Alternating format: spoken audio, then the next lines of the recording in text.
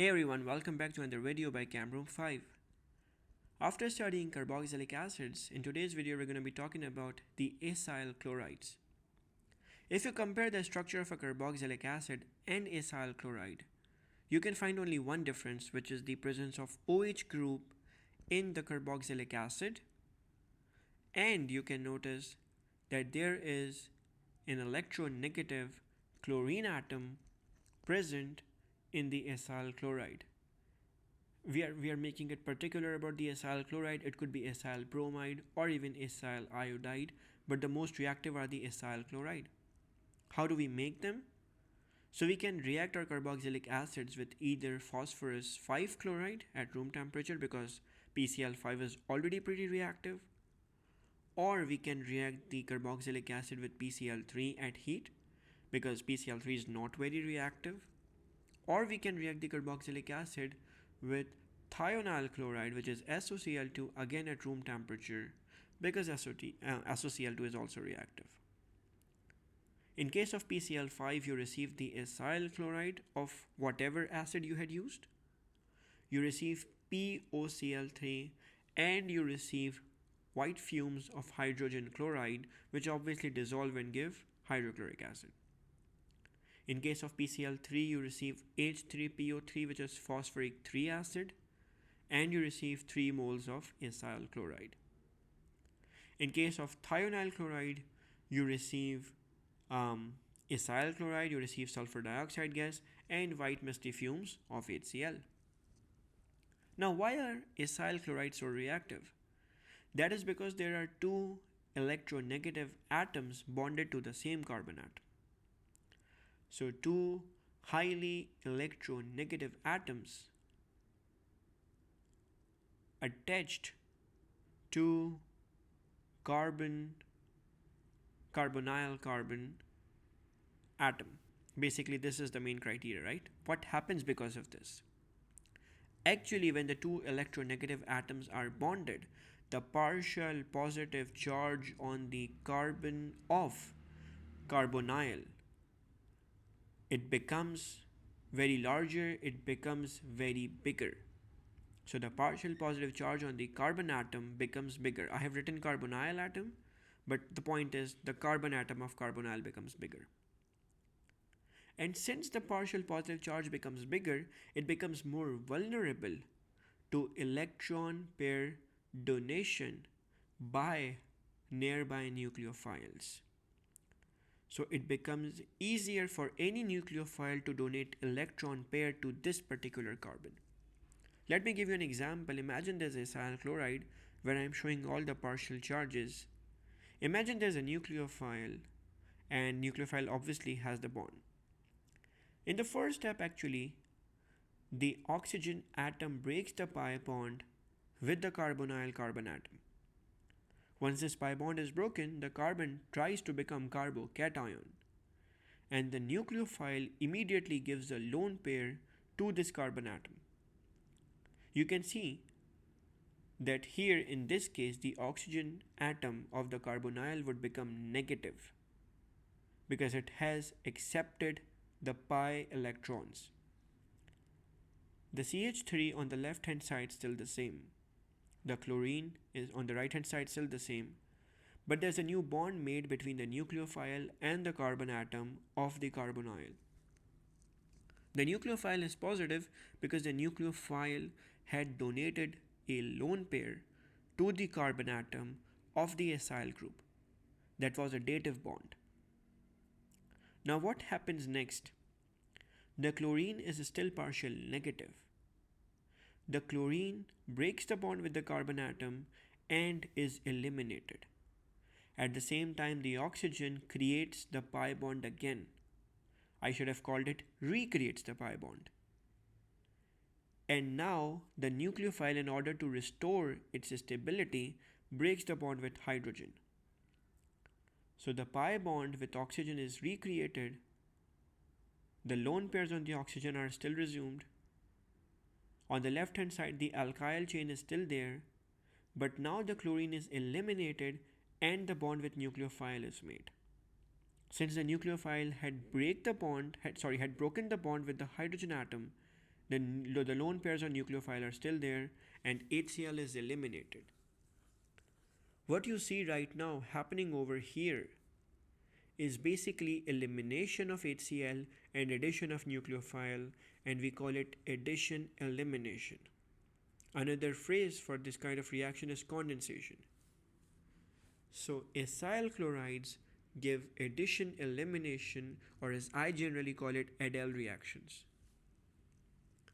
Let's have an example of this Adel reaction, condensation you can call it, with hydrolysis. When I say hydrolysis, I'm actually going to use water as my nucleophile. Imagine ethanoyl chloride, which is ethyl acyl chloride, and water molecule. I am showing the lone pairs of all the concerned atoms, which means the water oxygen lone pair and the oxygen of carbonyl lone pair. In the first step, the pi bond is broken and the oxygen from water donates the lone pair to the carbon of the carbonyl. I have showed the partial negative and positive charges on the concerned atoms. Now, the pi bond is broken, so the oxygen of the carbonyl becomes negative, the alkyl chain is still there, and there's a bond made between the oxygen of water and the carbon atom. The oxygen of water is now positive because it had donated an electron pair to the carbon that was a dative bond. The oxygen of the carbonyl has become negative because it had broken the pi bond.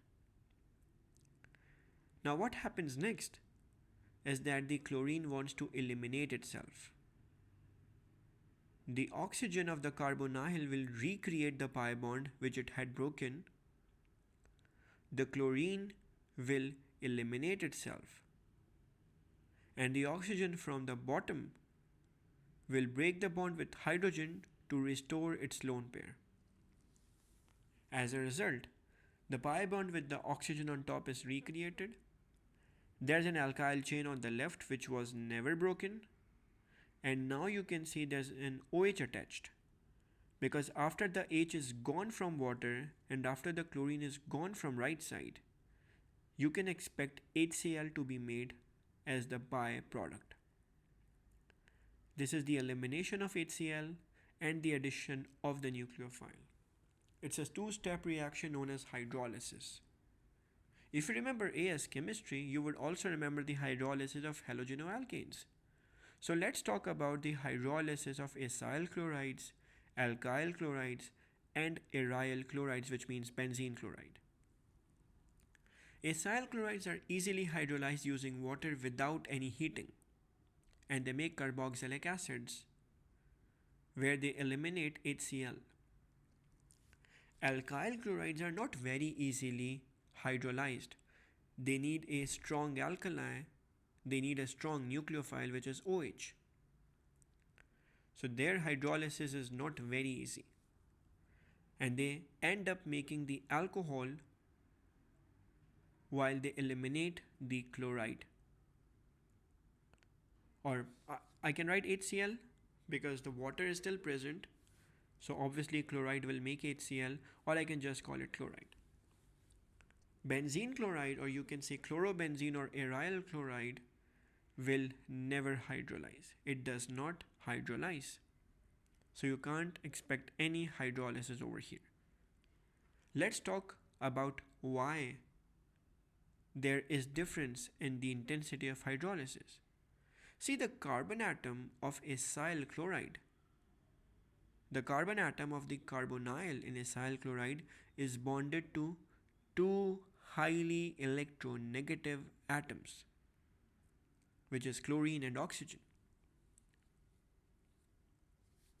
So it has a bigger partial positive charge,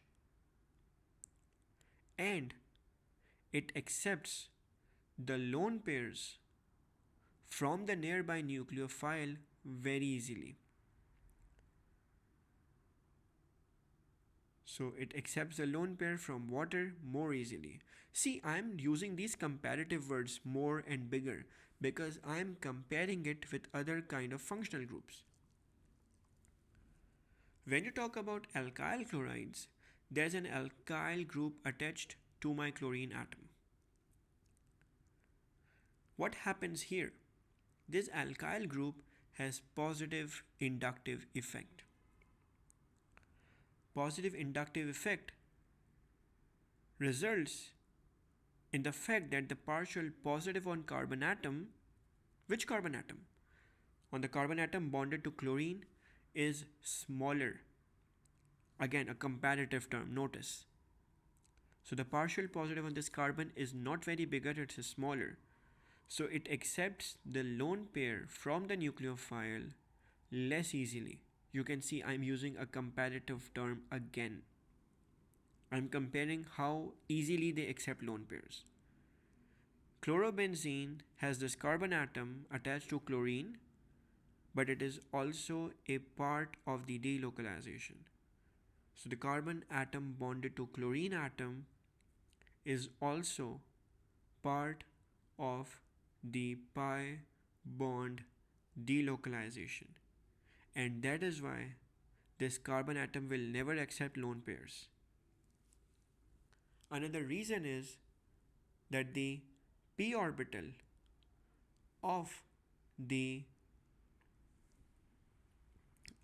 the p orbital of the chlorine atom overlaps with the p orbital of the carbon atom. The p orbital of the chlorine atom overlaps with the p orbital of the carbon atom, resulting in slightly double bond character. So no hydrolysis can be accepted because this bond is pretty strong. It cannot be broken down. I want you to have a look at this explanation again and notice how I talked about these important terms which I am highlighting right now. Two electronegative atoms, bigger partial positive, accepts lone pair more easily. Alkyl group, positive inductive, accepts lone pair less easily. Carbon atom, part of pi bond delocalization. These are terms which will help you to create an answer in comparative terms for generally a 3 or 4 mark explanation. I hope I was able to make it clear for you guys.